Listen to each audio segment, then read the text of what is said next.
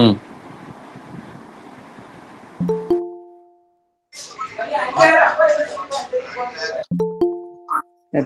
திருச்சிற்றம்பலம். அரகர நம பார்வதி பதையகே. அரகர மகாதேவா.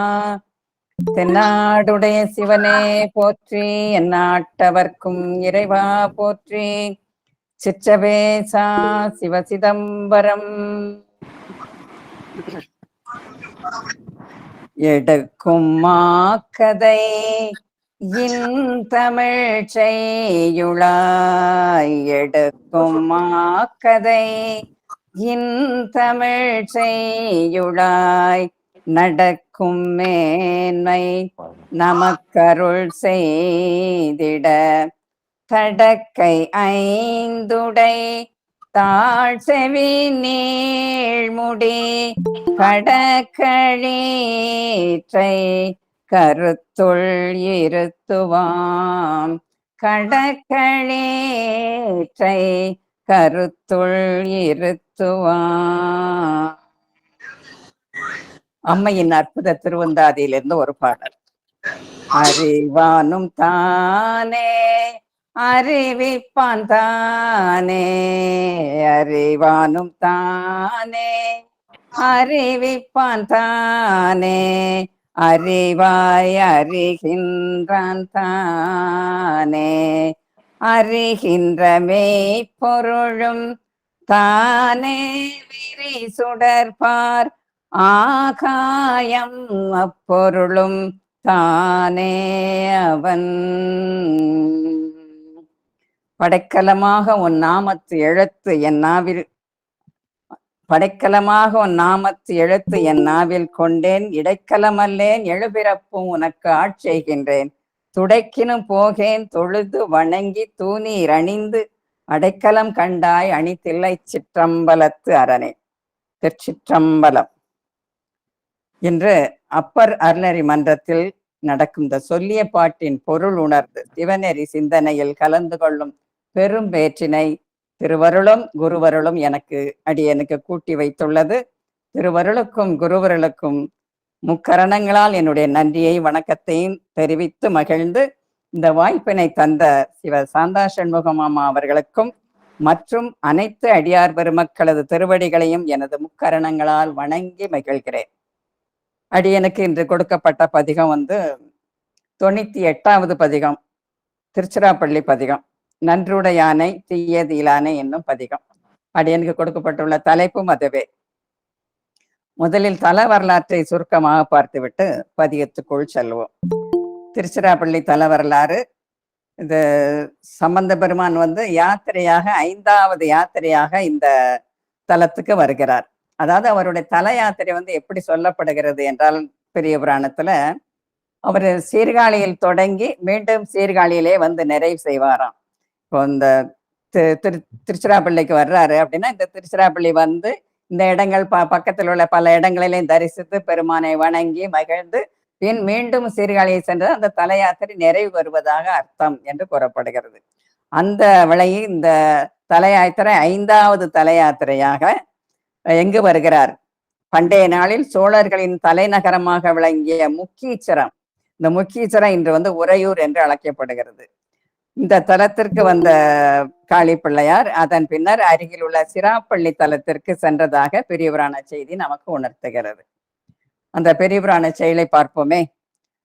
தெம்மணி வாரி அருவி தூங்கும் சிராப்பள்ளி மேய செழுஞ்சுடரை கைமலை ஈரூரி போர்வை சாத்தும் கண்ணுதலாரை கழல் பணிந்து மெய் மகிழ்வெய்தி உள்ளம் குளிர விளங்கிய சொற்றமிழ் மாலை வேய்ந்து கைமலர் கண்டர்தம் ஆனைக்காவை வணங்கும் விருப்போடு அணைந்தார் என்று சொல்லப்படுகிறது. அதாவது செம்மையான மணிகளை வாரிக்கொண்டு இடையராது இடமாகிய திருச்சிராப்பள்ளி மலையின் மீது எழுந்துள்ள செழுஞ்சுடரை எம்பெருமானை யானையின் தோலை உரித்து அத்தோலை போர்த்த நுதற் கண்ணுடையவனை அவனது திருவடிகளில் பணிந்து உடல் மனம் வாக்கு என்னும் முக்கரணங்களால் மகிழ்ந்து சொற்றமிழ் மாலையை அணிவிக்கிறார் காளி பிள்ளையார். அதான் எனது உள்ளம் குளிருமே என்று பாடுகிறாராம்.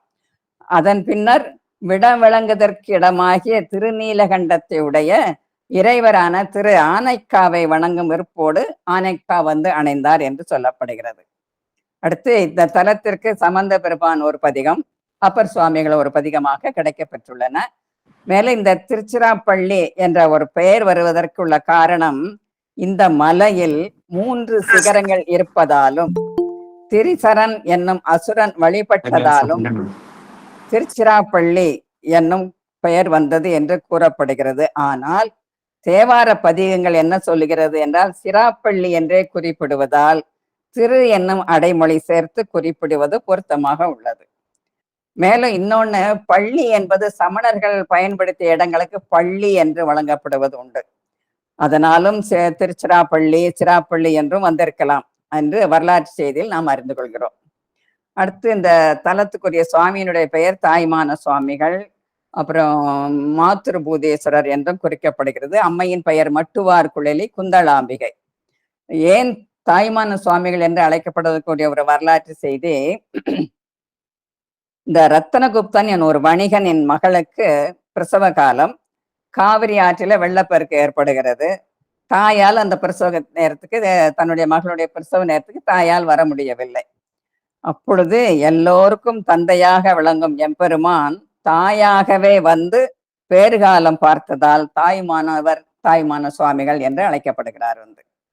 மேலும் அருணகிரி பெருமானும் இத்தலத்துக்கு 16 திருப்புகழ் பாடி அருளியுள்ளார். சரி, இனி தல பதிகத்துக்குள் செல்லலாம் வந்து. திருச்சிற்றம்பலம். பதிகம் குறிஞ்சி பண்ணில் அமைந்த பதிகம், 98வது பதிகம். நன்றுடையானை தீயது இலானை நரை வெள்ளேறு ஒன்று உடையானை உமையொரு பாகம் உடையானை சென்றடையாத திருவுடையானை சிராப்பள்ளி குன்றுடையானை கூற என் உள்ளம் குளிருமே. பெரும்பாலும் சம்பந்த பெருமானுடைய பதிகங்கள் எல்லாம் இயற்கையை சேர்ந்தே பாடி அருளியிருப்பார் வந்து.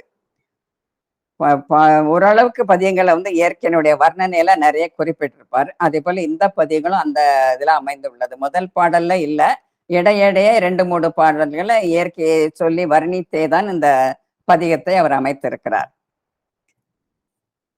நன்றுடையானை தீயது இலானை, இந்த 2 இதுதான் அடியனுக்கு கொடுக்கப்பட்டுள்ள தலைப்பும் இதுதான் வந்து. இதுல வந்து நாம வந்து 2 பொருள் கொள்ளலாம். 2 பொருள் என்ன அப்படின்னாக்க, இந்த ஆலயத்தை சார்ந்த குளங்களுக்கு, திருக்குளங்கள் வந்து இந்த பெயராலே அழைக்கப்படுகின்றன என்று வரலாற்று செய்தி கூறுகிறது. அதாவது நன்றுடையானை குளம், தீயதிலானை குளம் என்றே கூறுகிறார்கள் என்று வரலாற்று செய்தியில் அறிகிறோம். இன்னொன்று இந்த பெருமானை பற்றியது. இந்த திருமுறையிலே, அதாவது இந்த முதல் திருமுறையிலே திருப்பூவனம் தலப்பதிகத்துல வந்து இந்த சொல்லாட்சியை பெரும்பாலும் காணலாம் வந்து. 6வது பாடல். அதில் அருளியது நன்று தீது என்று ஒன்று இல்லாத நான்மறையோன் கடலே என அருளியிருப்பார். இதுல வந்து நன்று உடையானை என்கிறார். அதுல வந்து நன்று தீது என்று ஒன்று இல்லாத நான்மறையோன் கடல் என்று பாடியிருக்கிறார் வந்து. அப்போ ஏன் நன்று தீது என்று ஒன்று இல்லாத, அதுக்குள்ளது மட்டும் ஒரு பொருள் விளக்கம் சொல்லிடுறேன் வந்து. அப்படின்னா, பெருமான் எல்லாவற்றையும் கடந்தவன். நன்று தீது என்று அவனுக்கு ஒன்றுமே கிடையாது. அவன் எல்லாவற்றையும் கடந்தவன், மாயைக்கு அப்பாற்பட்டவன் இல்லையா? அதனால அவனுக்கு நன்று தீது என்று ஒன்று கிடையாது. அதே இடத்துல இந்த நன்றுடையானை தீயதிலானைக்கு நம்ம பொருள் பார்த்தோம்னாக்க, பெருமானுடைய எண் குணங்கள்ல 2 குணங்களையும் நாம் எடுத்துக்கொள்ளலாம், நினைவில் கொள்ளலாம். ஒன்று வந்து அவன் வரம்பிலா இன்பம் உடையவன். அடுத்து இயல்பாகவே பாசங்களிலிருந்து நீங்கியவன், எல்லா இன்பங்களையும் தன்னுள் உடையவன், அதலின் நன்று உடையானை என்கிறார். இன்னொன்று, பெருமானுடைய நாமனைய ஒரு பேர் இல்லாதவனுக்கு 1000 நாமங்கள் என்று சொல்லப்படுவதால் பெருமானுடைய பெயர் சங்கரன் என்று வழங்குவது உண்டு. அந்த சங்கரனுக்கு பொருள் என்னன்னா, இன்பங்களே தருபவன் என்ற ஒரு பொருளும் உண்டு. ஆக அவன் நன்று உடையானை என்கிறார். அடுத்து தீயது இலானை, இயல்பாகவே அவன் பாசங்களிலிருந்து நீங்கியவன் இல்லையா, விமலன். அப்போ அவன் தீயது இல்லான். துன்பங்களுக்கெல்லாம் மூல காரணம் என்ன? அருளார்கள் நம்ம சொல்லுவாங்க இல்லையா, துன்பங்களுக்கெல்லாம் மூல காரணம் வந்து பாசம்தான், அதாவது மலம். அந்த பாசத்தால் நாம் கட்டுண்டு கிடக்கிறோம், அதனால் துன்பத்தை அனுபவிக்கிறோம். அவன் விமலன், ஆதலின் அவன் தீயது இலான் என்று இந்த அந்த ஒரு பொருளுக்கு நம்ம பார்த்துக் கொள்ளலாம் வந்து நன்றுடையானை தீயதிலானை என்பதற்கு வந்து. அடுத்து உடையான் என்று அருளியிருக்கார்ல, அதே போல திருவேலி மிளலை பதிகம். அதுல வந்து இந்த உடையான் உடையான் என்கின்ற ஒரு சொல்லாட்சியோட அந்த பதிகம் அமைந்திருக்கும். சடையார் புனல் உடையான் ஒரு சரி கோவணம் உடையான் படையார் மழு உடையான் பல பூதப்படை உடையான் மடமான் விழி உளைமாதிடம் உடையான் எனை உடையான் விடையார் கொடி உடையான் வீழி மிளலையே என்பார் வந்து. அந்த உடையானே என்ற சொல் அழகை வந்து நம்ம பல திருமுறைகள் பாடல சிந்திச்சிருப்போம் வந்து.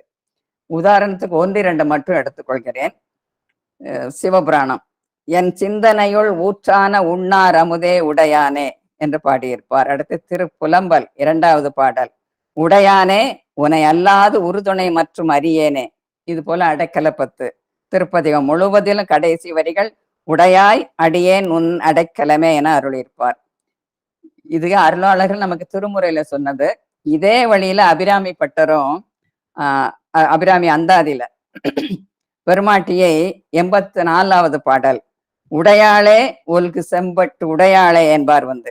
எல்லாம் அவனது உடைமை பொருள். இப்ப நாம் எல்லாமே அவனது உடைமை பொருள் தானே.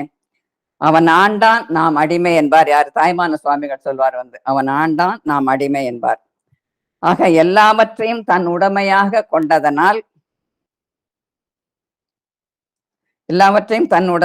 கொண்டதனால் இறைவனுக்கு சுவாமி என்று வடமொழியில் கூறப்படும். அதை நாம் தமிழில் உடையான் என்கின்றோம். அருணகிரி பெருமானும் நாகப்பட்டினம் திருப்புகளில் இந்த உடையான் என்கிற வார்த்தை சொல்வார் வந்து.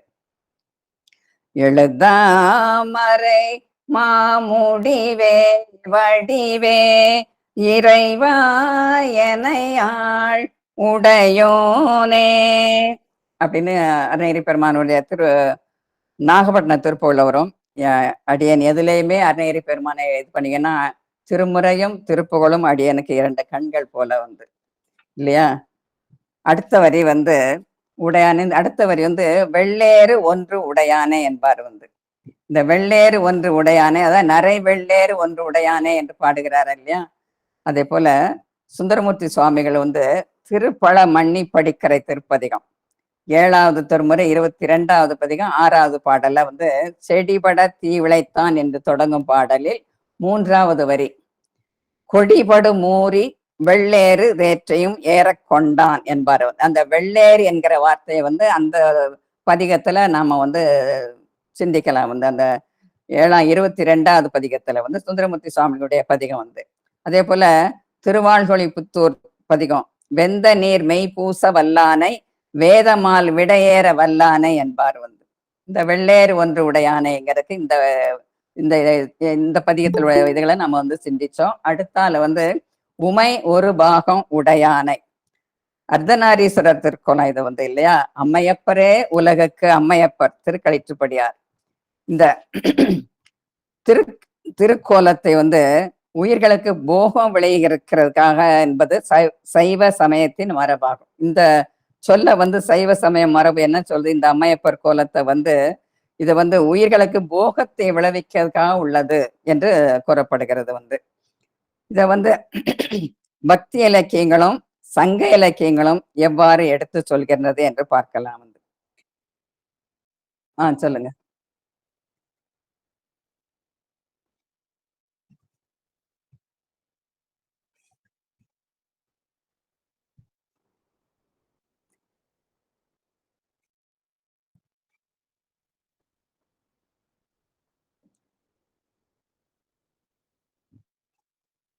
ஓகே. திருச்சிற்றம்பலம். உமையொரு பாகம் உடையானை இது வந்து அர்த்தநாரீஸ்வரர் திருக்கோலம். அம்மையப்பரே உலகுக்கு அம்மையப்பர் இது திருக்களிற்றுப்படியார் கூறுவது வந்து. இந்த திருக்கோலத்தை உயிர்களுக்கு போகம் விளைகிறது என்று சைவ சமய மரபு கூறுகிறது வந்து. அதாவது இந்த கேவலத்தில் கிடந்த இந்த உயிர்களுக்கு வந்து பெருமான் என்ன பண்றாரு வந்து இரக்கம் கொண்டு கருணை கொண்டு தனு கரண புவன போகத்தை கொடுக்கிறாரு இல்லையா வந்து. அதாவது உடம்ப கொடுக்கிறாரு, கருவிகரணங்களை கொடுக்கிறாரு. அப்புறம் எதுவும் ட்ரபிளா இருக்காமா?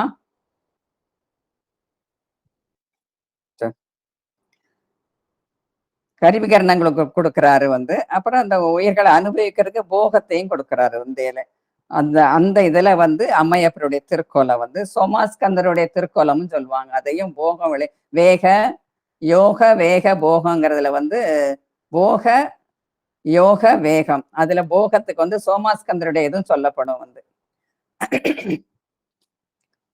அந்த இதுல வந்து நம்ம வந்து பக்தி இலக்கியங்களும் சங்க இலக்கியம், பக்தி இலக்கியங்களையும் நம்ம வந்து திருவாசகம் இந்த இதுகளை நம்ம சொல்றோம் வந்து. சங்க இலக்கியங்கள் பார்க்கும்போது அகநானூறு கூறுவது வந்து சேர்ந்தோள் உமையை என அம்மைக்கு இடப்பாகம் தந்ததை குறிக்கிறது. அகநானூறுல வந்து இந்த இதை பார்க்கலாம் வந்து.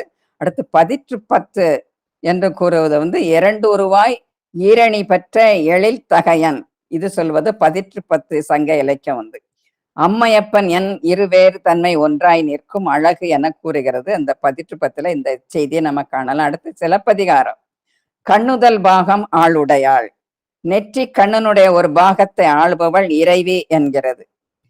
மணிவாசக பெருமான், அதாவது பக்தி இலக்கிய மணிவாசக பெருமானும் தமது திருக்கோத்தும்பியில் என்ன சொல்றாரு? தோலும் துகிலும் குழையும் சுருள் தோடும் பால் வெள்ளை நீரும் பசுஞ்சாந்தும் பைங்கிளியும் சூலமும் தொக்கவளையும் உடைத்தொன்மை கோலமே நோக்கி குளிர்ந்தூதாய் கோத்துன்பி என்பார் வந்து. இவ்வாறு அம்மையப்பரது தொன்மை திருக்கோலத்தை மணிவாசக பெருமான் அழகுரை எடுத்து காட்டுவார். அடுத்து சென்று அடையாத திருவுடையானை என்கின்றார் வந்து. சென்று அடையாத திருவுடையானை என்றாது அவரே செல்வம். திருனா இங்க வந்து செல்வம்னு சொல்லுவோம். அப்ப அவர் செல்வத்தை உடையவர். அவர் வந்து செல்வத்தை தேடி போகணுங்கிறதுலதான் சென்று அடையாத திருவுடையானை. இன்னொரு பொருளும் என்னன்னா திரு என்கிறதற்கு வீடு பேரு என்று நாம் பொருள் கொள்ளலாம் வந்து. அந்த அனைத்து செல்வங்களிலும் உயர்ந்த செல்வம் எது அப்படின்னா வீடு பேரு தான். அந்த வீடு பேரு என்னும் செல்வத்தை உடையவன் அவன். அவனது அருள் இருந்தால்தான் நமக்கு வீடு பேரு என்னும் செல்வத்தை அவன் தர முடியும், நாமும் அடைய முடியும். இன்னொன்று சென்று அடையாத திருவுடையானேன்னா அவன் செல்வத்தை உடையன், அவனை அடியார்கள் சென்று அடைய முடியாதோ என்று பொருள் கொள்ளலாம் வந்து. அப்படி அல்ல. ஆனா அவனை வந்து நாம் வந்து உணர்ந்து அனுபவித்தால் அவனுடைய திருவடியை நாம் சென்று அடையலாம். அதான் சென்று அடையாத திருவுடையானை சிராப்பள்ளி குன்றுடையானை சொல்ல என் உள்ளம் குளிருமே என்கின்றார் வந்து. செல்வம், அதாவது அந்த வீடு பறை அவன் தான் தர முடியும். அதான் செல்வன் களல் ஏத்தும் செல்வம் செல்வமே என்பார் சம்பந்த பெருமான் கோயில் பதிகத்துல வந்து. அதாவது 80வது பதிகம், 1ஆம் திருமுறை 80வது பதிகம் 5வது பாடல்ல இவ்வளவு பெருமைகளையும் புகழையும் கொண்ட பெருமான் சிராப்பள்ளி மலையில் அமர்ந்தவன், அவனை அவனது நாமத்தை சொல்ல என் உள்ளம் குளிருமே என பாடி மகிழ்ந்து இந்த 1வது திருப்பாடலை நமக்கு தந்து அருளியுள்ளார். இனி 2வது பாடல் வந்து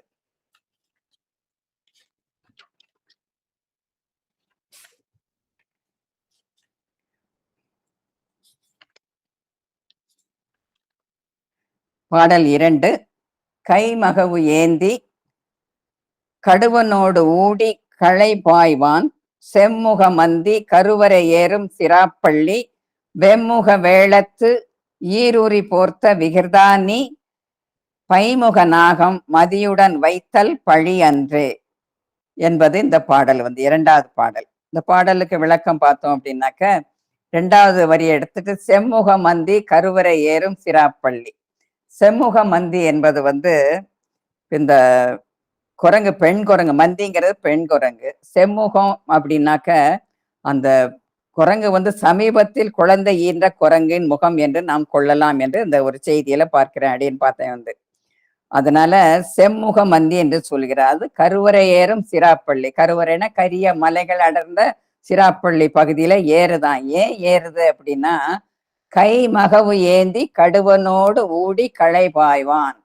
அதாவது கை மகவு ஏந்தி அந்த செம்முக மந்தி வந்து கையில வந்து தன்னுடைய குட்டியை ஏந்தி இருக்கு. இப்பதானே குட்டி அது ஏணி இருக்கு. இந்த குழந்தை, அந்த குரங்குக்கு அந்த குழந்தை இதாயிருக்கு இல்லையா, அந்த குழந்தைய கையில ஏந்தி கொண்டு கடுவனோடு, கடுவன்னா ஆண் குரங்கு, அந்த கடுவனோடு ஊடி களை பாய்கிறதான். களைனா மூங்கில் காடுகள். அந்த கடுவனோடு ஊடினா ஊடல், அந்த குரங்களுக்குள்ளே ஒரு சண்டை. அந்த சண்டையோடு அது சிராப்பள்ளி என்னும் கரிய மலை மேல் ஏறி அந்த மூங்கில் காடுகள் மீது பாய்கின்றனவாம் அப்படிங்கிறத முதல் 2 வரியில சொல்றாரு. அடுத்த 2 வரி வந்து வெம்முக வேளத்து ஈரூரி போர்த்த விகிர்தா நீ பைமுக நாகம் மதியுடன் வைத்தல் பழி அன்றே. வெம்முக வேளம் அப்படின்னாக்க இந்த இடத்துல வந்து அந்த பொதுவா வெம்முக வேளங்கிறது யானை சொல்லக்கூடிய யானையை வந்து நமக்கு வந்து எப்பவுமே பார்க்கையில வந்து ஒரு தெய்வீக தோற்றம். யானையை பார்த்தோம்னா நமக்கு பிள்ளையாருங்கிற ஒரு இதுல விநாயகருங்கிறதுல நம்ம வணங்குறோம் வந்து. ஆனா அந்த வெம்முகம் அப்படின்னு ஏன் என்று சொல்லப்படுகிறது என்றாக்க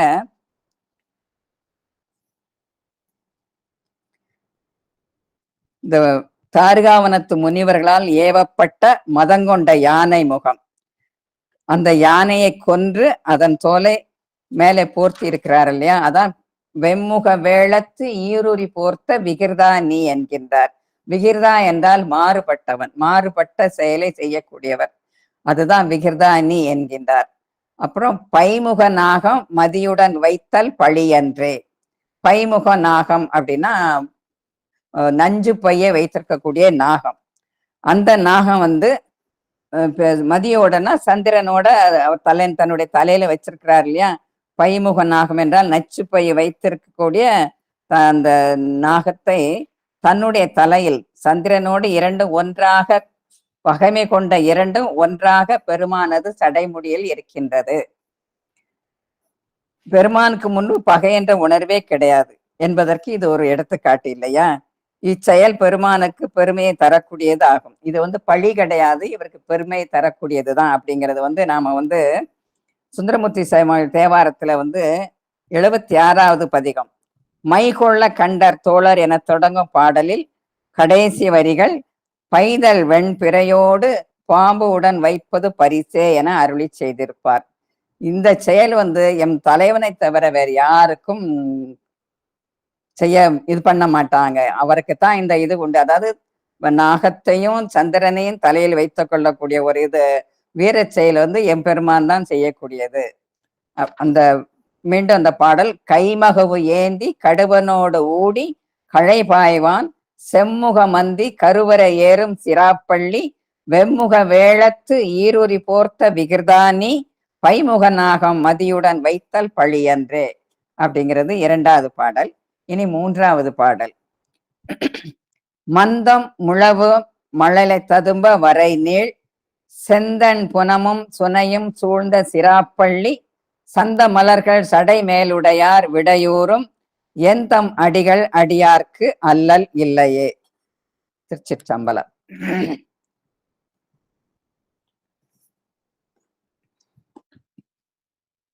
மந்தம் முழவம் அப்படிங்கிறது வந்து முழவம் என்னும் வாத்தியத்தின் ஒலி எப்படி உள்ளதாம், மந்தமாக. அதுக்கு உதாரணம் என்ன சொல்றாரு, மழலையை சொல்றாரு. வந்து இந்த மழலையோட பேச்சு எப்படி இருக்கும், நமக்கு புரிஞ்சும் புரியாமலும் இருக்கும் இல்லையா அந்த பேச்சு வந்து. அது போல இந்த முழவத்தினுடைய ஒலி வந்து கேட்டும் கேட்காமலும் இருப்பதால் மந்தம் முழவம் மழலை ததும்ப வரை நீழல். வரை நீழல்ங்கிறது அந்த மலையினுடைய நீழல்ல கேட்டும் கேட்காமலும் இருக்கிறதா அந்த முழவத்தினுடைய ஒலி வந்து. சிராப்பள்ளி மலை மேல் சோலைகளும் சுனைகளும் நிறைந்து விளங்குகின்ற மலையில் எம்பெருமான் இருக்கின்றார். அந்த மலை மேல் வந்து எம்பெருமான் இருக்கின்றார். வந்து அந்த மலர்கள் வந்து தன்னுடைய வாசமான மலர்களை தன்னுடைய சடை மேல் சூடியவன் விடைகள் ஊறும், அதாவது விடையூறும் அவனுடைய வாகனத்தின் மேல ஏறி அமர்ந்திருப்பவர். அப்பேற்பட்ட பெருமானது அடிகள் எந்தம் அடிகள் அடியார்க்கு அல்லல் இல்லையே என்கின்றார். அவரை தொழும் அடியார்களுக்கு அல்லல் இல்லை. அவனது திருப்பாதங்களை திருவடிகளை தொழும் நமக்கு வந்து அல்லல் இல்லை என்று அது கூறப்படுகிறார். அதையே அப்பர் சுவாமிகள் என்ன சொல்வார், அல்லல் என் செய்யும் அருவினை என் செய்யும் அப்படின்னு தில்லைப்பதிகத்துல சொல்வார். வந்து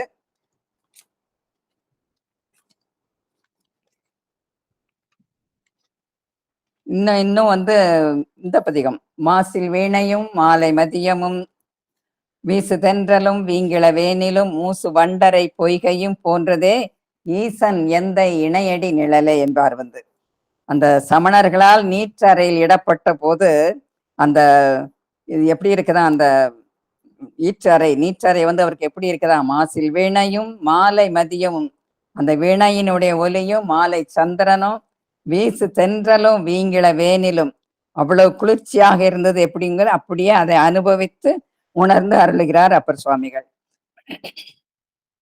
அதுபோல திருவடி தாண்டகம் ஒன்றே வந்து அப்பர் சுவாமிகள் அழியிருப்பார் இல்லையா, திருவடி தாண்டகம். அவருக்கு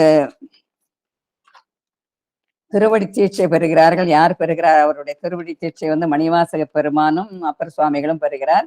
அதே போல இந்த திருவடியை பற்றி திருமந்திரத்தில் ஒரு பாடல் வந்து, அந்த திருவடி வந்து நமக்கு ஞானம் சிவமாக்கு வைக்கும், திருவடி ஞானம் சிவலோகம் சேர்க்கும், திருவடி ஞானம் சிறை மலம் மீட்கும், திருவடி ஞானம் திண் சித்தி முத்தியே. சிவபெருமானது திருவடியை மனம் உருக்கி நாம் சிந்திக்கும் பொழுது இந்த அவருடைய அருளால் நமக்கு பரஞானம் பெறுகின்றோம். இந்த உயிரை சிவமாக்கும், அதாவது சிவமாம் தன்மையை பெறும். இந்த திருவடி நிலையை ஞானமே நிலையான முத்தி பேரின்பத்தை தரவல்லது என்று திருமந்திர பாடல் 1598வது பாடல் நமக்கு உணர்த்துகின்றது. இந்த சம்பந்த பெருமானம் இதுல சொல்லுவார், திருமுக பாசுரத்துல சொல்வார் வந்து எப்படின்னா, இடையறாது தம்மை சிந்தியா எழுவார் வினை தீர்ப்பார்ன்னு திருமுக பாசுரத்துல வந்து 3வது பாடல சொல்லுவார் வந்து. இவ்வாறு திருவடிகளை பற்றி செய்திகளை நிறைய நம்ம எல்லா திருமுறைகளையும் சிந்திச்சிருக்கிறோம், நிறைய சொல்லிட்டே போலாம். இருந்தாலும் நேரம் கருதி அடியேன் வந்து அடுத்த 4வது பாடலுக்கு செல்கிறேன். 4வது பாடல், துறைமல்கு சாரல் சுனைமல்கு நீலத்திடை வைகி சிறைமல்கு வண்டும் தும்பியும் பாடும் சிராப்பள்ளி கரைமல்கு கண்டன் கனல் எரியாடும் கடவுள் எம் பிறைமல்கு சென்னி உடையவன் எங்கள் பெருமானே. துறைமல்கு அப்படிங்கிறது வந்து, துறைங்கிறது வந்து இங்க வந்து வழி என்று சொல்லப்படுகிறது வந்து. வழின்னா அந்த மலைகளை வந்து பல இடம், ஒரு மலைன்னு எடுத்துக்கிட்டோம்னா அதுக்கு பல வழிகள் இருக்கலாம் வந்து போறதுக்கு, மேல போறதுக்கு. ஆனா அந்த மாதிரி போற இடமெல்லாம் என்ன இருக்குமா, நீல மலர்கள் பூத்து சுனைகள், நீர் சுனைகள், அந்தந்த இடங்கள்ல நீர் சுனைகள் நிறைய இருக்கும் அப்படிங்கிறத, துறைமல்கு சாரல் சுனைமல்கு நீலத்திடை வைகி சிறைமல்கு வண்டும் தும்பியும் பாடும் சிராப்பள்ளி.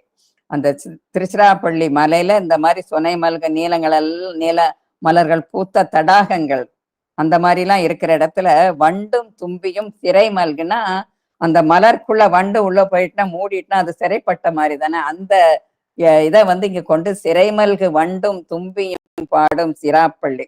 இத வந்து நீங்க வந்து மலைச்சார்கள் இடந்த பகுதியில போனா பார்க்கலாம். அடியன் வந்து புரிவங்க வந்து திருநெல்வேலி, ஏற்கனவே ஒரு தடவை சொன்ன ஞாபகம் இருக்கு எனக்கு. வந்து இங்க வந்து களக்காடு மலை இருக்கும். அந்த களக்காடு மலைகள் வந்து ரொம்ப இயற்கையான நல்ல மேற்கு தொடர்ச்சி மலையில ஒரு பெரிய ஒரு சிறப்பான மலைச்சாரலாக அது சொல்லப்படுகிறது வந்து. அந்த மலைகள்ல போனீங்கன்னாக்க அந்த மலை வந்து களக்காடு மலையில நம்பி கோயில் மலைன்னு சொல்லுவாங்க. அதை வந்து எனக்கு அப்படிதான் ஞாபகம், கொஞ்சம் மறந்த மாதிரி இருக்கு, இருந்தாலும் நம்பி கோயில் மலைன்னு சொல்லுவாங்க. அது மேல போகும்போது சுனைகள் எல்லாம் இருக்கும், குளிக்கிறதுக்கு ரொம்ப அருமையா இருக்கும். அப்படியெல்லாம் அந்த இடத்துல போய் பார்த்து நல்லா அனுபவிச்சிருக்கிறேன். மேல பெருமாள் கோயில் வந்து அது வந்து 108 வைணவ தலங்கள்ல ஒன்றானது வந்து. அந்த மாதிரி ஒரு இடம் வந்து களக்காடு மலை. அந்த இதுக்கு அந்த அளவுக்கு இல்லைனாலும் இங்கேயும் வந்து சிறைமல்கு வண்டும் தும்பியும் பாடும் சிராப்பள்ளி அப்படின்னு சொல்றாரு வந்து. அடுத்து கரைமல்கு கண்டன் கனல் எரியாடும் கடவுள் எம் பிறைமல்கு சென்னி உடையவன் எங்கள் பெருமானே. கரைமல்கு கண்டன் அப்படின்னா நமக்கு தெரியும், தேவர்களுக்காக வேண்டி அவர் வந்து ஆலகால விஷத்தை உண்டதுனால அவர் அந்த விடம் வந்து கழுத்தில் தேங்கியதால் அவருக்கு நீலகண்டன் என்றே பெயர், கரைமல்கு கண்டன் என்று அழைக்கப்படுகிறார்.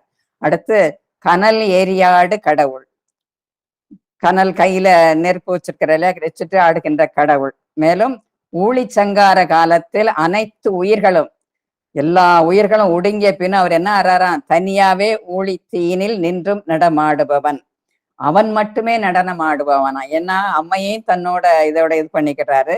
ஏன்னா அடுத்த புனர் உற்பவம் நடக்கணும் இல்லையா, அதுக்காக அம்மையை தன்னோட சேர்த்து கொண்டு ஊழித்தீனில் அதாவது தனாவே நடனம் ஆடுபவன், அவன் மட்டுமே நடனம் ஆடுபவன். இந்த நடனமாடுறத வந்து நாம வந்து திருப்புகழ்ல பார்க்கலாம் வந்து. திருப்புகழ்ல எந்த பாடல்னா குன்றுதோறு ஆடும் திருப்புகழ். அதிரும் கள்ளல் பணிந்துன் அடியேன் அப்படிங்கிற திருப்புகழ்ல வந்து கடைசி வரியில சொல்வாரு, எதிரங்கொருவரின்றி நடமாடும் என அருணகிரி பெருமான் அந்த இந்த செயலை வந்து அவர் அந்த இதுல நமக்கு சுட்டி காட்டுவார், திருப்புகழை சுட்டி காட்டியிருப்பாரு வந்து. அடுத்து அந்த பாடலின் கடைசி வரி, நன்றுடையானை உள்ள பாடல கடைசி வரி, 4வது பாடல் உள்ள கடைசி வரி, பிறைமல்கு சென்னி உடையவன் எங்கள் பெருமானே அப்படிங்கிறாரு. அதாவது பிறைமல்குனாக்க சந்திரனை தலையில் சூடியவன் எங்கள் பெருமானே, தலையில் இளம்பெரியை சூடியவன். பொதுவாக அவனது தோற்றம் அங்க அடையாளங்கள் எல்லாம் அப்படின்னா விரிந்த சடை, அச்சடையிலே கங்கை, பிறை சூடியவன், பாம்பை மாலையாக அணிந்தவன். அதனாலே அவன் கையிலே அனல் ஏந்தியவன், எதிலும் மாறுபட்டவன். அதனால்தான் அவன் விகிர்தன் என்று அழைக்கப்படுகிறான். மாறுபட்ட தன்மைகளை வைத்திருப்பவன். அதனால அனலும் புனலும் மாறுபட்டது, அவனும் மாறுபட்ட தன்மை உடையவன். அதே நேரத்துல அனலும் புனலும் மாறுபட்ட தன்மை. எப்படி அப்படின்னாக்கா, அனல் வெப்பம், புனல் குளிர்ச்சி, நீர் குளிர்ச்சி, அனல் வெப்பம், இரண்டுமே அவனிடம். இரண்டும் தூய்மையை தரக்கூடியது. இரண்டுமே நமக்கு தூய்மையை தரக்கூடியது. எப்படின்னு கேட்டாக்கா, இப்ப அழுக்கா இருக்குன்னா நீர்ல நினைச்சு அதை தூய்மைப்படுத்துறோம். அடுத்து தீ எரித்து தூய்மையாக்கும். தன்னுக்குள்ள வரப்பட்ட பொருளை எல்லாம் தீ எரித்து தூய்மைப்படுத்தக்கூடியது தீயினுடைய இது. நீரினுடைய தன்மை கீழ் நோக்கி செல்வது, தீயினுடைய தன்மை மேல் நோக்கி எரிவது. ஏன்னா அவனது தோற்றமே, பெருமானது தோற்றமே எண் குணங்களில் ஒன்றான தூய உடம்பினன் ஆதலால் என்பதை நமக்கு காட்டுகிறது. மீண்டும் இந்த பாடல் ஒரு தடவை. துறைமல்கு சாரல் சுனைமல்கு நீலத்திடை வைகி, சிறைமல்கு வண்டும் தும்பியும் பாடும் சிராப்பள்ளி, கரைமல்கு கண்டன் கனல் எரியாடும் கடவுள் எம் பிறைமல்கு சென்னி உடையவன் எங்கள் பெருமானே என்று 4வது பாடலை நிறைவு செய்துவிட்டு 5வது பாடல், கொலைவரையாத கொள்கையர் தங்கள் மதில் மூன்றும் சிலைவரையாக சென்ற நேரும் சிராப்பள்ளி, தலைவரை நாளும் தலைவர் அல்லாமை உரைப்பீர்கள், நிலவரை நீலம் உண்டதும் வெள்ளை நிறமாமே. அப்படி இதுல சமணர்களை கொஞ்சம் உள் வச்சு குறிப்பிட்ட மாதிரி நமக்கு அந்த பொருளை பார்க்கும்போது புரியுற மாதிரி தோணும். விளக்கம் இந்த பாடலுக்கு விளக்கம் என்ன, இந்த திருப்பாடல் பெருமானது வீர செயலை சொல்லக்கூடிய வீர செயலா. இந்த முப்புறங்களை எரிக்கிறாரு இல்லையா, மதில் மூன்றும் எரிக்கிறாரு. சிலை வரையாக சென்ற நேரம் சிராப்பள்ளி, தலைவரை மேருமலையை வில்லாக வளைத்து அசுரர்களது 3 கோட்டைகளையும் நேர்கோட்டில் வருமாறு தனது அருளினால் செய்வாராம். அவன் நேர்கோட்டில வந்தாதான் அந்த அசுரர்களை அழிக்க முடியுங்கிறது அவங்க பெற்ற வரம். ஆனா ஒவ்வொருத்தரும் 1000 வருடங்களுக்கு ஒரு தடவை தான் அதுல இணைவார்கள் என்று கூறப்படுகிறது. ஆனால் இவர் தன் 3 கோட்டைகளை நேர்கோட்டில் வருமாறு தனது அருளினாலே கொண்டு ஒரு பின்சுரிப்பினால் அளிக்கிறார் என்பது வரலாறு. இந்த வீரமான செயல் அவரை தவிர யார் செய்ய முடியும்? அந்த அரிய செயல் அவர் தான் செய்வார். அடுத்த வரியில், இச்செயலை செய்தவரே தலைவர் ஆவார். ஆனால் அவருக்கு ஒப்பானவர்கள் யாரும் இல்லை, எம்பெருமானுக்கு ஒப்பானவர்கள் யாரும் இல்லை, அவரே தலைவர். ஆனா அவர் தலைவர் அல்ல என்று உரைப்பீர்களா அப்படின்னு ஒரு கேள்வியை வைக்கிறாரு. இது அவர் தலைவர்னு ஏத்துக்கிட மாட்டாம சமணம் இந்த மதங்கள் எல்லாம் கொஞ்சம் புறச்சமயங்கள் சொன்னதுனால அவருக்கு தலைவரில் என்று உரைப்பீர்கள் அப்படின்னு ஒரு கேள்வியை வைக்கிறாரு. அவருக்கு தலைவர் மேல் யாரும் இல்லை என்பதை மணிவாசக பெருமானும் தனது திருவம்மானையில் கையார் வளை சிலம்ப காதார் குழையாட மையார் குழல் புரள தேன்பாய வண்டொலிப்ப செய்யானை வெந்நீர் அணிந்தானை சேர்ந்தறியா கையானே. அருமையான இது அந்த சேர்ந்தறியா கையானைங்கிறது இது வரைக்கும் நம்ம அதை எண்ணி பார்த்தது கூட இல்லை. சேர்ந்தறியா கையானேன்னா அவன் யாரையும் வணங்க வேண்டிய அவசியம் இல்லை இல்லையா. சேர்ந்தறியா கையானை எங்கும் செறிந்தானை அன்பருக்கு மெய்யானை அல்லாதற்கு அல்லாத வேதியனை ஐயாறு அமர்ந்தானை பாடுதும் கான் அம்மானா என்று இந்த பெருமானை போற்றி அருளி மணிவாசக பெருமானுடைய பாடல் அந்த பெருமான் சேர்ந்தறியா கையான், அவன் யாரையும் வணங்க வேண்டிய அவசியம் இல்லை. அடுத்து தலைவர் அல்லாமே உரைப்பீர்கள் என்று கூறுவதை சொல்லியிருந்தால புற சமயத்தை சேர்ந்தவர்கள் அப்படின்னு அதைத்தான் சம்பந்த பெருமான் குறிப்பிடுறார் என்று நாம் பொருள் கொள்ளலாம். ஏன்னா நிலவரை நீலம் உண்டதும் வெள்ளை நிறமாமே என்று அந்த கடைசி வரியில் வருகிறது இல்லையா, அந்த வரிக்கு தர்மயாதீன குறிப்பு ஒன்று அது உணர்த்தது அதாவது ஒரு பழமொழி 400ங்கிற ஒரு பாடல்ல ஒரு கருத்தை இது எடுத்து காட்டுகிறது. அந்த பழமொழி 400ங்கிற பாடலை பார்க்கலாம். இந்த பழமொழி 400ல இது 32வது பாடல் பாடல் ஓர்த்த கருத்தும் உணர்வும் உணராத மூர்க்கற்கு உறுதிமொழி அற்க மூர்க்கன்தான் கொண்டதே கொண்டு விடான் ஆகும் ஆகாதே உண்டது நீலம் பிரிது. இதனுடைய பொருள் என்ன அப்படின்னா, ஆராய்ந்து வைத்த கருத்தும் உண்மையை அறியும் அறிவும் அறியாத மூர்க்கர்களுக்கு நம்ம எதுவுமே சொல்லக்கூடாது. நம்ம எடுத்து வைத்திருக்க கருத்தையும் உண்மையும் மூர்க்கர்கள்னு இருப்பாங்கல்ல, அவர்களுக்கு நம்ம எதுவுமே மூர்க்கர்கள்னா யாரு? தான் சொன்னதுதான் சரி அப்படின்னு நினைக்கிறவங்க வந்து. அப்படி நம்ம பொதுவா நம்ம சொல்லுவோம்ல, ஒரு ஒரு பழமொழி உண்டு. அவன் வந்து தான் பிடிச்ச முயலுக்கு 3 கால் தான்ப்பா சொல்லுவான். வேற எதுவும் சொல்ல மாட்டான் அப்படிம்பாங்கல்ல. அது போல தான் பிடித்த முயலுக்கு 3 கால் என்றும் சொல்லும் மூடர்கள் ஆவார்கள். அதை இந்த ஊமையால் மூலம் கூறப்படுகிறது. ஒரு துணியில் நீல நிற சாதம் நீல நிறம் உண்டதும் வெள்ளை நிறமாமே அப்படிங்கிற இந்த ஓமான எதுக்கு சொல்றாருன்னாக்க, ஒரு துணியில் நீல நிற சாயம் ஊட்டிய பின், அதாவது அந்த நீல நிறம் அந்த கலந்த பின் அந்த துணி மீண்டும் வெள்ளை நிறத்துக்கு வருமா? வராது. ஏன்னா அந்த ஃபுல்லா அந்த துணியே நீலம் ஆயிட்டுது. அப்புறம் அதுல எப்படி நம்ம வெள்ளை நிறத்தை பார்க்க முடியும்? அது போல இறைவனை தலைவராக ஏற்றுக்கொள்ளாத மூர்க்கர்களின் கொள்கையையும் மாற்ற முடியாத ஒன்று என்ற சம்பந்த பெருமான் உணர்த்துவதாக விளக்கம் தரப்படுகிறது. இந்த விளக்கம் மிக அருமையான விளக்கமா இருக்குது. எனக்கு வந்து அதனால அந்த விளக்கத்தை அடியேன் எடுத்துக்கொண்டேன் வந்து. இந்த மூர்க்கனும் முதலையும் பிடித்ததை விடாது என்னும் ஒரு பழமொழியும் உண்டு. முதலையும் பிடிச்சதை விடாது, அதே போல மூர்க்கனை தான் பிடிச்சா பிடிச்சதுதான் அப்படிங்கிற மாதிரி இருப்பாங்க இல்லையா? அதனால அவர் தலைவர் அல்லார் என்று கூறுபவர்கள் மேற்கொண்ட கொள்கைக்கு சமமானவர்கள் என்ற இந்த பாடலை பெருமான் சம்பந்த பெருமான் நிறைவு செய்து விடுகிறார். கொலைவரையா 5ஆம் பாடல், மீண்டும் 5வது பாடல். கொலைவரையாத கொள்கையர் தங்கள் மதில் மூன்றும் சிலைவரையாக சென்றனரேனும் சிராப்பள்ளி தலைவரை நாளும் தலைவர் அல்லாமை உரைப்பீர்கள் நிலவரை நீலம் உண்டது வெள்ளை நிறமாமே. இனி 6வது பாடல் வந்து 6வது பாடல். வெய்ய தன் சாரல் விரிநிற வேங்கை தன்போது செய்ய பொன் சேரும் சிராப்பள்ளி மேய செல்வனார் தையல் ஒரு பாகம் மகிழ்வர் நெஞ்சுண்பர் தலையோட்டில் ஐயமும் கொள்வார் ஆரிவர் செய்கை அறிவாரே அப்படிங்கிறாரு வந்து 6வது பாட்டுல வந்து. இதுக்கு வந்து என்ன பொருள் நம்ம பார்த்தோம் அப்படின்னாக்க, வெய்ய என்றால் விரும்பும் தன்மை வந்து. விரும்பும் தன்மைன்னா நம்ம என்ன விரும்புறோம்? குளிர்ச்சி. குளிர்ச்சி அதான் வெய்யும் சாரல் விரும்பும் தன்மை. ஒரு நிமிஷம். வெய்ய தன் சாரல் விரிநிற வேங்கை தன்போது செய்ய பொன் சேரும் சிராப்பள்ளி செல்வனார். இந்த குளிர்ச்சி பொருந்திய மலைச்சாரல்ல வந்து விரிநிற வேங்கை என்பது அங்கு நிறைந்திருக்கும் வேங்கை மரத்தை, அந்த வேங்கை மரம் வந்து ரொம்ப குளிர்ச்சியா இருக்குமா. மேலும் அம்மரத்தின் பூத்து குலுங்கும் பூக்களின் அழகு தன்போது அப்படிங்கிறாரு வந்து. தன்போது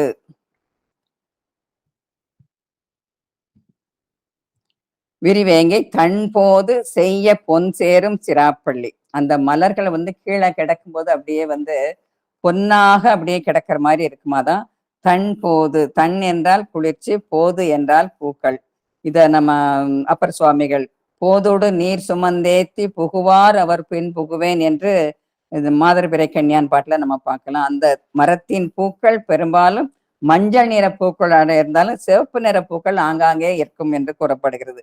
அதுதான் கீழே விரிந்து கிடக்கும் போது பொன் செய்ய பொன் சேரும் என்று கூறுகிறார். செய்ய என்றால் செம்மை நிறம். பொன் போன்றது ஒரு நிறத்தில் மரத்திலிருந்து உதிர்ந்து விழும் பூக்கள் மலையினிலே ஆங்காங்கு கிடப்பதை பார்த்து சம்பந்த பெருப்பான் இயற்கையின் அழகை வர்ணித்து பாடி அருள்கிறார். அதான் அவருடைய பாடல்ல பெரும்பாலும் இயற்கையினுடைய அழகு இருக்கும் வந்து. நிறைய பாடல்களை இயற்கை அழக சொல்லியிருப்பாரு. அடுத்த வரி தையலோர் பாகம் என்கிறார். தையலோர் பாகம் அப்படின்னா உமையமைய ஒரு பாகமா வைத்திருக்கிறார் இல்லையா? அந்த தையலோர் பாகம் பாதியை கொடுத்தது சிவமும் சக்தியும் வேறு வேறு அல்ல, இருவரும் ஒன்றே என அருளியதால் அர்த்தநாரீஸ்வர திருச்செங்கோடு ஏற்கனவே முந்தின பாடல பார்த்தோம். அதை வந்து எழுந்தருள்வர். இது இவரது பெருமையையும் புகழையும் குறிக்கும் செயல்களில் ஒன்றாகும். அதாவது தேவர்களை காக்க நஞ்சு உண்டவர் வந்து. அப்புறம் பிரம்மகமால், அதாவது இவருடைய செயல் வந்து ஒவ்வொரு செயலும் பெருமையும் புகழையும் குறிக்கக்கூடியதுக்கு சொல்றாரு. தேவர்களை காக்க நஞ்சு உண்டவர். யாரு நஞ்சு இது பண்ணா அவர் நஞ்சை தான் உண்டு கொண்டு தேவர்களை காத்தவர். கபாலத்தில் ஐயமும் கொள்வார். ஐயன்னா பலி பிச்சை ஏந்துபவர். இதையே சுந்தரமூர்த்தி சுவாமிகளும் ஓணக்காந்தன் தளிப்பதிகத்துல சொல்வார் வந்து. என்ன சொல்வார்னா, தையலால் உலகு உய்ய வைத்த காரிரும் பொழில் கச்சி மூதூர் காமக்கோட்டம் உண்டாக நீர் போய் ஊரிடும் பிச்சை கொள்வதன்னே அப்படின்னு பாடுவார் வந்து. அதாவது அவர் அந்த பாதையில வந்து அத நிந்தா ஸ்துதி அப்படிம்பாங்க. இந்த மாதிரி அவரு ஓணக்காந்தன் தளி பதிகம் ஃபுல்லா நிந்தா ஸ்துதியா தான் இருக்கும். அதாவது இகழ்ந்த மாதிரி அவரை புகழ்ந்து பாடியிருப்பாரு அந்த இதுல ஊரிடம் பிச்சை கொள்வதென்ன என்பார். அம்மை செய்யும் செயல், அதாவது இவ்வுலகத்து மக்களை எல்லாம் துன்பமின்றி காட்பதற்கு அம்மை என்ன செய்கிறார்? திருக்காமக்கோட்டத்துல 32 அறங்கள் செய்து உலக மக்களை பாதுகாக்கின்றார், அறங்கள் செய்கிறார். ஆனால் இவரோ என்ன செய்யறார்? ஊர் ஊராக வீடு வீடாக சென்று பலி கொண்டு திரிகின்றேரே என்பார் பெருமான். அந்த சுந்தரமூர்த்தி சுவாமிகள் இந்த பெருமானுடைய வீர செயல் புரிகிறார். அவர் பலி கேட்பது வியப்பல்லவா, அதுதான் சொல்லுகிறார். ஆனால் இவர் செய்கையை யார் அறிவார்? இது இவருடைய பெருமானோட திருவிளையாடு தானே. இவருடைய செய்கை யார் அறிவார்? இப்படி இவர் செய்யறது யார் அறிவார் அப்படிங்கிறதையும் திருமூல நாயனார் தமது திருமந்திர பாடல சொல்றாரு. ஆர் அறிவார் எங்கள் அண்ணல் பெருமையை, யார் அறிவார் இந்த அகல நீளமும், பேரறியாத பெருஞ்சுடர் ஒன்றதின் வேறறியாமை விளம்புகின்றனே என்கின்றார் திருமந்திர பாடல் 95வதுல அவையடக்கம் பகுதியில இந்த பாடலை நம்ம பார்க்கலாம். அதாவது எங்கள் ஈசன் பெருமையை யாரால் அறிந்து சொல்ல முடியும்? பறந்து விரிந்து உயர்ந்த பெருமைகளை உடையவன் அவன். பெயரே அறியாத அவனுக்கு ஒரு ஊரும் ஒரு நாமம் இல்லாதவனுக்கு 1000 திருநாமங்கள் இல்லையா?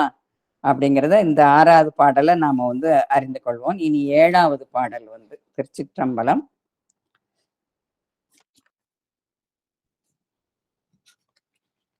7வது பாடல் 6வது பாடலை உதட வாசிச்சிருந்தேன். வெய்ய தன் சாரல் விரிநிற வேங்கை தன் போது செய்ய பொன் சேரும் சிராப்பள்ளி மேய செல்வனார் தையலோர் பாகம் மகிழ்வார் நெஞ்சுண்பர் தலையோட்டில் ஐயமும் கொள்வர் இவர் செய்கை அறிவாரே என்பது 6வது பாடல். 7வது பாடல் வேயுயர் சாரல் கருவிரல் ஊகம் விளையாடும் சேயுயர் கோயில் சிராப்பள்ளி மேய செல்வனார் பேய் உயர் கொள்ளி கைவிளக்காக பெருமானார் தீயுவந்து ஆடல் திருக்குறிப்பு ஆயிற்றே ஆகாதே.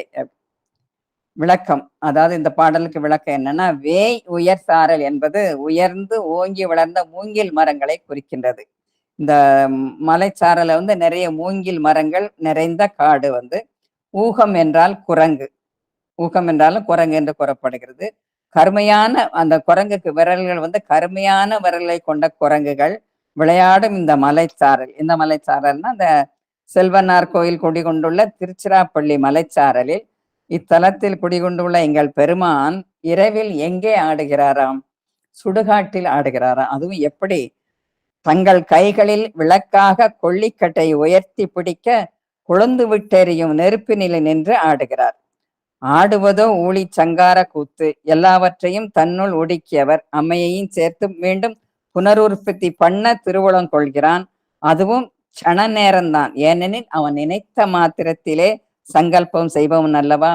அதனால் தீயுந்து ஆடல் திருக்குறிப்பு ஆயிற்றே ஆகாதே அப்படிங்கிறாரு.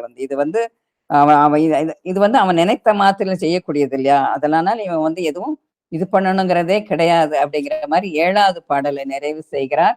வேயுயர் சாரல் கருவிரல் ஊகம் விளையாடும் சேயுயர் கோயில் சிராப்பள்ளி மேய செல்வனார் பேய் உயர் கொள்ளி கைவிளக்காக பெருமானார் தீ உகந்து ஆடல் திருக்குறிப்பு ஆயிற்று ஆகாதே. இனி 8வது பாடல். 8வது பாடல் எப்பவுமே ராவணனை பற்றி சொல்லக்கூடிய பாடல் தான். 9வது பாடல் திருமாலையும் அயனையும் குறிக்கக்கூடிய பாடல். 10வது பாடல் சமணர்களை குறிக்கக்கூடிய பாடலாக அமைத்திருப்பார். 8வது பாடல் மலை மல்கு தோழன் வலிகட ஊன்றி மலரோன் தன் தலைகலனாக பலி தெரிந்து உண்பார் பழி ஓரார் சொல வல வேதம் சொல வல கீதம் சொல்லுங்கால் சிலவல போலும் சிராப்பள்ளி சேடர் செய்கையே. மல்கு என்றால் பொருந்திய. செமந்தர் பெருமானது திருப்பாதங்களில் 8வது ராவணன் பற்றிய பாடல். எப்போதுமே மலை போன்று வலிமை பொருந்திய, அதாவது மலை மல்கு தோழன் வலிமை பொருந்திய ராவணன் தோள்களையுடைய ராவணன் என்ன செய்கிறான்? கைலாய மலையை நகர்த்து அவனது வலிமை கெடும் வண்ணம் சற்றே தனது கால் பெருவிரலால் மலையில் ஊன்றியவர். அதாவது லேசா அந்த காலை விரலில் ஊன்றியவர் எம்பெருமான். அது மட்டுமா, இவருடைய வீர செயல்கள் அதெல்லாம் மலையில் பிரமனது செருக்கினால், அதாவது பிரம்மாவுடைய செருக்கினால் அவனது 5 தலையை கொய்து அதை தன்னுடைய கபாலமாக கையில் ஏந்தி நம்முடைய உள்ள ஆணவம் தன்மைகளை தான் வாங்கி கொள்கிறார். அவர் பிச்சை, அது எல்லாருமே நம்ம சொல்றோம். அவர் அந்த மாதிரி இல்லை. தன்னிட்ட வந்து நம்மகிட்ட உள்ள ஆணவங்களை வந்து மலங்களை வந்து அவர் வாங்கி கொள்கிறார் என்பது வந்து அந்த பாடலுக்கு கருத்து. 2 பேருடைய ஆணவத்தையும் அடக்குகிறார். அத ராவணனுடைய ஆணவத்தையும் அடக்கிறார். பிரம்மனது தலையை கொய்ந்து இதாக வைத்துக் கொள்கிறார், கபால கலமாக வைத்து உண்கிறார் வந்து. ஆனால் அவர் மீது சொல்ல இந்த கபாலமா கையில வச்சிட்டு இருக்கியே அப்படின்னு சொல்றாரு வந்து. இது வந்து பழி சொல்லு இல்லையா, நீ வந்து கையில திரிஞ்சிட்டு சொல்றது பழி இல்லையா அப்படின்னு சம்பந்த பெருமானே சொல்றாரு இந்த பாடல்ல வந்து. இந்த இன்னொரு பாடல்ல ஒன்னாம் பதிகம் 68வது பதிகத்துல அது சொல்றாரு வந்து. பழி ஏற்கின்றார், அவர் மீது சொல்லும் பழி சொல்லையும் அவர் ஏற்றுக்கொள்ளவில்லை வந்து. நீ வந்து இப்படி எல்லாம் ஏற்கிறியே அப்படின்னாலும் அவர் வந்து அதை வந்து நான் ஒரு பொருட்டாவே எடுத்துக்கொள்ளவில்லை என்று அந்த பாடலுக்குரிய அர்த்தம் வந்து நமக்கு விளக்குகிறது வந்து. இந்த சம்பந்த பெருமான் சொல்றாலே அவர் பொருட்படுத்தவில்லை என்பதற்கு ஒரு 68வது பதிகத்தில் உள்ள 10வது பாடலை வந்து அடியே நீங்க எடுத்திருக்கிறேன் வந்து. விருது பகரும் வெஞ்சொல் வஞ்ச சாக்கியர் பொறு பகரும் மொழியை கொள்ளார் புகழ்வார்க்கு அணியார் எருது ஒன்று உகைத்து இங்கு இடுவார் தம்பால் இறந்துண்டு இகழ்வார்கள் கருது வண்ணம் உடையார் போலும் கைலை மலையாரே. அதாவது தலை கலனாக பழி திருந்து உண்பார் பழி ஓரார். கைலைமலை திருப்பதிகம் இது வந்து. சம்பந்தர் பெருமான் திருக்காலத்தி மலையில் இருந்தவாறே ஞானத்தினால் திருக்கேதாரத்தையும் திரு கைலையையும் பாடி அருளியதாக பெரிய புராண செய்து குறிக்கிறது வந்து. அதாவது இறந்துண்டு இகழ்வார்கள் போலும் கருது வண்ணம் உடையார் போலும் அப்படிங்கிற இச்செயல் குறித்து மற்றவர் தன்னை இகழ்ந்து பேசினாலும் அதை வந்து எம்பெருமான் அதை வந்து விரும்பி ஏற்றுக்கொள்வாராம். அதை வந்து இது பண்ணக்கூடிய அதை வந்து விரும்பி ஏற்றுக்கொள்வார் என்று கூறப்படுகிறது. அடுத்த வரி சொலவல வேதம் சொலவல கீதம். வாழ்க்கைக்கு தேவையான நெறிமுறைகளை வகுத்து சொல்வது வேதம். இந்த வேதம் தான் நமக்கு வந்து வாழ்க்கையினுடைய நெறிமுறைகளை வகுத்து சொல்லுது இல்லையா, அந்த வேதம். சொலவல கீதம் அப்படிங்கிறது பெருமானது அரிய செயல்களையும் பெருமைகளையும் நமக்கு அருளாளர்கள் அவர்கள் சொல்லிய பாடிய திருமுறைகள் மூலமாக நாம் அறிந்து கொள்கிறோம், அருளி இருப்பார்கள். ஆனால் இன்ன தன்மையன் இன்ன நிறத்தவன் என்று யாராலும் அவனை அறுதியிட்டு கூற முடியாது. என்ன வேதங்களாலையும் சொல்ல முடியாது, அருளாளர்களாலையும் சொல்ல முடியாது. அவனுடைய தன்மை என்ன அப்படிங்கிறத வந்து யாராலையும் சொல்ல முடியாது என்று 8வது பாடலை நிறைவு செய்கிறார். மலைமல்கு தோழன் வலிகட ஊன்றி மலரோன் தன் தலை கலனாக பலிதி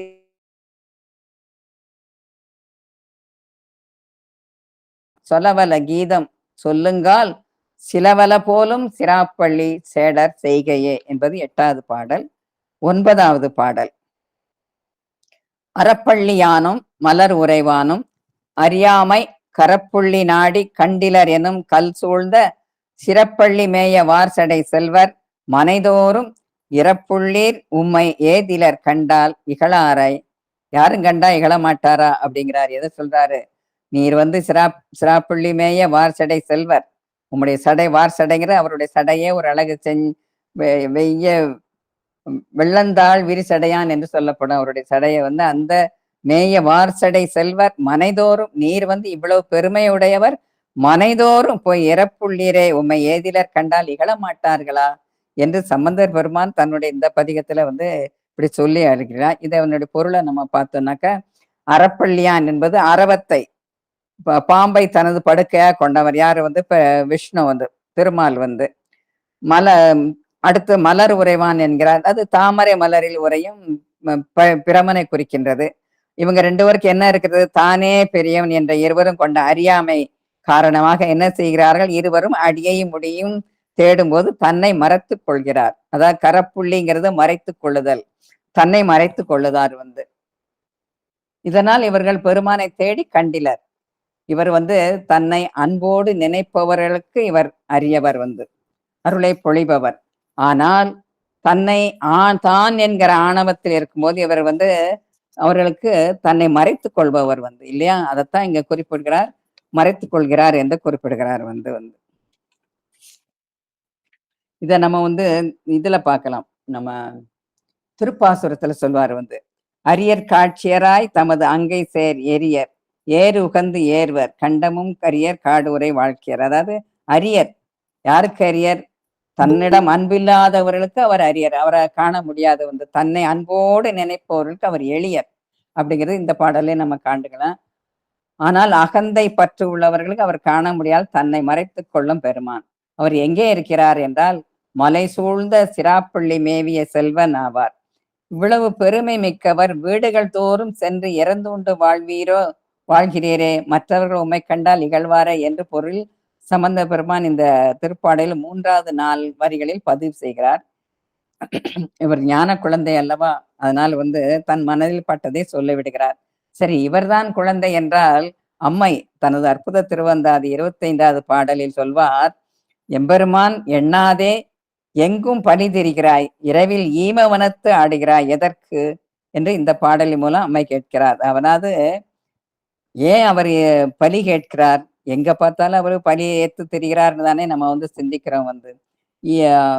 ஈமவனத்து இரவில் ஆடுகிறார் என்றும் சிந்திக்கிறோம். ஆனா இந்த உலகம் யாரால இயங்குகிறது, எம்பெருமானாலதான் இயங்குகிறது. அவன் தான் இந்த உலகத்தை இயக்க வைக்கிறான், இயங்குகிறான். ஆனால் அவனே ஏன் பலி கேட்கிறான்? அவன் அவனுக்கு உணவு யாரும் தரணுங்கிற இது இல்லை இல்லையா? ஏன்னா கல்லினுள் தேரைக்கும் கருப்பையில் உள்ள ஜீவனுக்கும் உணவு அளிக்கும் பெருவள்ளல் அவன். இப்பேற்பட்ட பெருமான் கையில் ஒரு ஓடி ஏந்தி பலி கேட்பது சரியா? ஆனால் இதுவும் அவனது திருவிளையாடல் என்று நாம் நினைத்துக் கொள்ள வேண்டும் என்று இந்த பாடலை நாம உள்ளர்த்தம் பொருள் கொள்ளலாம். அடுத்து 10வது பாடல். நாணாது உடை நீத்தோர்களும் கஞ்சி நாட்காலை ஊனா பகல் உண்டு ஓதுவோர்கள் உரைக்கும் சொல் பேணாது சீர் பெரிதும் என்பீர் எம்பெருமானார் சேனார் கோயில் சிராப்பள்ளி சென்று சேர்மினே அப்படிங்கிறாரு. அதாவது நாணாது உடை நீத்தோர்களுங்கிறது சமணரை குறிக்கிறது, கஞ்சி நாட்காலை உணா பகல் உண்டுங்கிறது பௌத்தர்களை குறிக்கிறது, புத்தர்களை குறிக்கிறது. எப்பவுமே அந்த 10வது பாடல் அவர்களுக்காக சொல்வார். அதாவது இவர்களது தங்கள் மறைநூல் இப்படி இருப்பவர்கள் ஓதுவார்கள் உரைக்கும் அப்படின்னா அவர்களது மறைநூல் என்னது?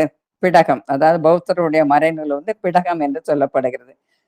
அந்த மறைநூலை ஓதினாலும் அவர்கள் பேணாது சீர் பெரிதும் என்பீர் எம்பெருமான். அவர்கள் பெருமானை சொல்லும் சொல்களை நாம் சொல்லை மதியாது, அந்த சொற்களை மதியாது நாம் நம் பெருமானை விண்ணுயர்ந்து நிற்கும் எம்பெருமானை நாம் அதாவது இந்த சிராப்பள்ளி சேன் உயர் என்றால் விண்ணளவு உயர்ந்து காணப்படும் சிராப்பள்ளி தலத்து உரையும் எம்பெருமான். அவனை இவர்கள் என்ன சொன்னாலும் அந்த மறைநூல் ஓதுபவர்கள் இவர் பெருமானை பற்றி குறித்து சொல்லும் சொல்லை நாம் மதியாது சிறப்பினை அடைவோம். அதாவது சேன் உயர் விண்ணளவு உயர்ந்து காணப்படும் சிராப்பள்ளி தலத்து சிவபெருமானை வழிவிட்டு உய்வீர்கள் என்று 10வது பாடலை பாடி நிறைவு செய்கிறார். நாணாது உடை நீத்தோர்களும் கஞ்சி நாட்காலை ஊனா பகல் உண்டு ஓதுவோர்கள் உரைக்கும் சொல் பேணாது சீர் பெரிதும் என்பீர் எம்பெருமானார் சேனார் கோயில் சிராப்பள்ளி சென்று சேர்மினே. அந்த சிராப்பள்ளி கோயில் உயர்ந்து நிற்கும் சிராப்பள்ளி கோயிலில் சேர்ந்து எம்பெருமானை நீங்கள் வழிபட்டு உய்வீர்கள் என்று 10வது பாடலை நிறைவு செய்து இனி நிறைவு பாடல் பதிகத்தின் பயன். நிறைவு பாடல் பதிகத்தின் பயன். இந்த பாடலை ஓதினால் நாம் என்ன பயன் பெறுவோம் என்பதுதான் பதிகத்தின் பயனாகும்.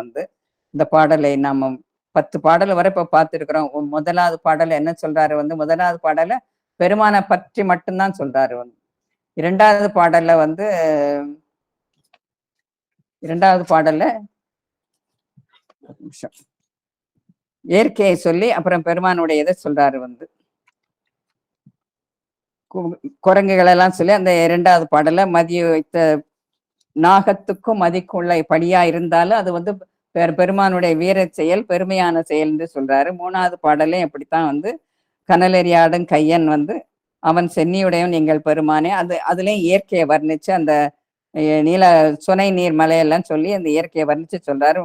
4வது பாடல்ல தலைவர் அல்லாதவர்களை பத்தி நீங்க நம்ம நினைக்கவே வேண்டாம், மூடர்களை பத்தி நாம நினைக்கவே வேண்டாம்ங்கிறது 4வது பாடல்ல சொல்றாரு. 5வது பாடல் சிராப்பள்ளி சொலவல வீதம் வெய்யத்தன் சாரல்னு சொல்லி அவருடைய செய்கையை யார் அறிவாரு, அவருடைய செயல் பெருமையான செயல், அவர் செய்கை நம்மால அறிய முடியாது என்கிற ஒரு சின்ன சொல்ல வச்சு அந்த பாட சொல்றாரு. அடுத்து மலைமல்கு தோழன் வழிகடவுன் 7வது பாடல் பெருமானுடைய தீயுகந்த ஆடல், பெயர் உயர்குளிர் கைவிளக்காக பேய் வைந்து ஆடக்கூடிய ஆடலை பற்றி இது அவனுடைய திருக்குறிப்பு ஆயிற்று அப்படின்னு சொல்லி 7வது பாடலை முடிக்கிறவர். 8வது பாடலை ராவணனை பத்தி சொல்லி, அப்புறம் சொலவல கீதம் கீதம் எத்தனை அந்த வேதங்களும் கீதங்களும் பெருமானுடைய பெருமையை சொல்லவோ பாதி கூட சொல்ல முடியாது, முழுவதுமாக அதனால சொல்ல முடியாது அப்படிங்கிறது 8வது பாடலுடைய கருத்து. 9வது பாடல் வந்து திருமாலையும் பிரமனையும் காட்டி சொல்லிட்டு அவர்களை வந்து பழையபடி ஏது இது கேட்கிறார் இல்லையா, கையேந்திரார் இல்லையா, சிராப்புள்ளி வாசடைவன் மனைதோறும் இறப்புள்ளீர் உம்மை எதிர்கொண்டால் இகழ் யாரே அப்படிங்கிறாரு. ஏன் இறந்துண்டு வாங்கிங்கிற அந்த இதை 9வது பாடலை சொல்லி 10வது பாடலை சமணர்களையும் பௌத்தர்களையும் சொல்லி இவங்களுடைய சொல்ல நீங்க மதிக்காமல் எம்பெருமானுடைய திருக்கோயில் சென்று அவரை சென்று சேர்வீங்களே என்கிறது 10வது பாடல். 11வது பாடல் இந்த பதியங்களை நாம் பாடுவதால் நாம் என்ன பயன் பெறுவோம் அப்படிங்கிறது 11வது பாடலை சொல்லி முடிக்கிறார். 11வது பாடல் தேன் நயம் பாடும் சிராப்பள்ளி யானை திரை சூழ்ந்த கானல் சங்கேறும் கழுமல ஊரில் கவுனியன் ஞான சம்பந்தன் நலமிகு பாடல் இவை வல்லார் வான சம்பந்தத்து அவரோடு மன்னி வாழ்வாரே அப்படிங்கிறது 10வது பாடல். அதாவது தேனை உண்டு பாடும் ரீங்காரமிடும் வண்டுகள் நிறைந்த சிராப்பள்ளித்தலம். அது இப்பவும் அந்த இயற்கையைத்தான் சொல்றாரு. தேனை உண்டு பாடும் ரீங்காரமிடும் வண்டுகள் நிறைந்த சிராப்பள்ளித்தலம், கடல் அலைகள் சூழ்ந்த கடல் அலைகளால் அடித்து கொண்டு வரப்பட்ட சங்குகள் நிறைந்த கடற்கரை நிகரம். எது? கழுமலி, சம்பந்தர் பெருமான் அவதரித்த இடம் இல்லையா, அந்த கழுமலத்தை சொல்றார். சீர்காழி தலத்து 12 பெயர்கள் உள்ளல கழுமலம் ஒன்று. அக்கழுமலத்தில் அக்கழுமலத்தில் அவதாரம் செய்த ஞான சம்பந்தர் பாடிய 10 பாடல்களையும் பாடுவதில் வல்லவராக விளங்கும். இந்த பாடலை நீங்க பாடுறதுனால நீங்க வல்லவர்கள். அவரே நம்ம அடியார்களை சொல்றாங்க, பெருமானே சொல்றார், பாடல்களை பாடுவதில் வல்லவராக விளங்கும் அடியார்கள் உயர்ந்த சிவபோகத்தை அடைந்து பெருமானது திருவடியே தஞ்சமன இணைந்து நீடித்து நிலைத்த புகழுடன் வாழ்வார்கள். இந்த திருமறையில நம்ம ஓதணும்னா நமக்கு இவ்வளவு செல்வம், அதாவது செல்வம்னு நம்ம நமக்கு பொருளாதாரம், இந்த பொருளாதாரம் செல்வம் அல்ல. இது இன்னைக்கு இருக்கும் நாளைக்கு போகக்கூடியது.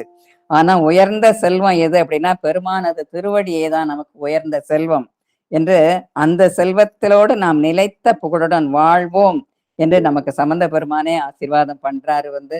ஆக நாம எப்பவும் திருமுறையை பாடணும் அப்படிங்கிறது அடியன் ஒரு சின்ன கருத்தா கடைசியில முடிவா நிறைவா நான் சொல்றேன். அதாவது இவ்வாறாக நம்முடைய திருமுறைகளை நாம் எப்பொழுதும் மனதால் சொல்லிக்கொண்டே இருக்க வேண்டும். இந்த எப்படி விளக்கேற்றும் வீடு வீணாகாது என்பார்களோ அதுபோல திருமுறைகளை சொல்ல சொல்ல சொல்ல அந்த வீடும் விளங்கும். நாமும் பெருமானுடைய 5 எழுத்து மந்திரத்தை சொல்லிக்கொண்டே இருக்க இருக்க நம்முடைய வினைகள் எல்லாம், தீவினைகள் எல்லாம் நம்மை விட்டு கழிகின்றன. திருமுறைகளில் இல்லாத செய்திகள் எதுவுமே இல்லை. நம்ம மனம் ஒன்றி செய்ய வேண்டும் அதை.